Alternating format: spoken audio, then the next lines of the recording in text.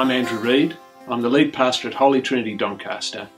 We're a multicultural church in the eastern suburbs of Melbourne with 8 congregations and an extensive ministry to mainland Chinese people who are just crowding into nearby suburbs here. I've been the lead pastor here for 3.5 years, and prior to that I lectured in Old Testament and hermeneutics at Ridley, Melbourne. And even prior to that, I was working in IT while my wife and I planted an independent evangelical church at Curtin University in Perth. Now, since starting at HTD, we've started 2 new congregations here, and we're looking at starting another Mandarin-speaking one in the next 12 to 18 months. And both Heather and I regard church planting as one of the most strategic ministries in the world today. Let me just tell you a bit about what I'll be doing when I come. For the last 10 years or so, I've been preaching on Exodus. And as I've done so, I've pondered the ministry of Moses. If you think about it for very long, you realise that there is much to learn from him.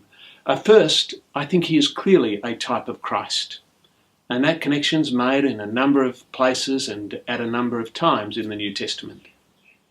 Second, his ministry is also one which Paul seems to model himself on in some ways and perhaps even to bounce off.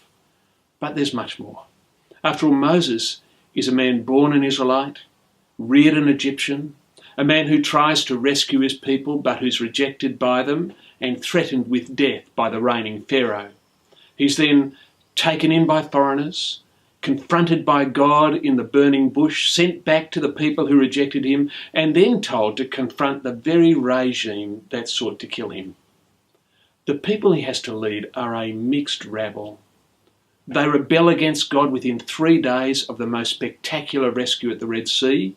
God then enters into covenant with them, and while he's delivering the Decalogue to Moses at the top of Mount Sinai, they're breaking the first 2 commandments of that Decalogue down the bottom.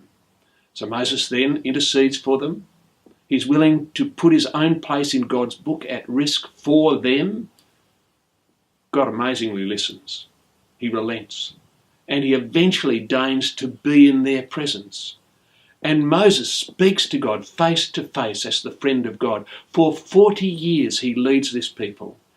This is Moses, the servant of the Lord, and there's a wealth of experience and insight that we can glean from him.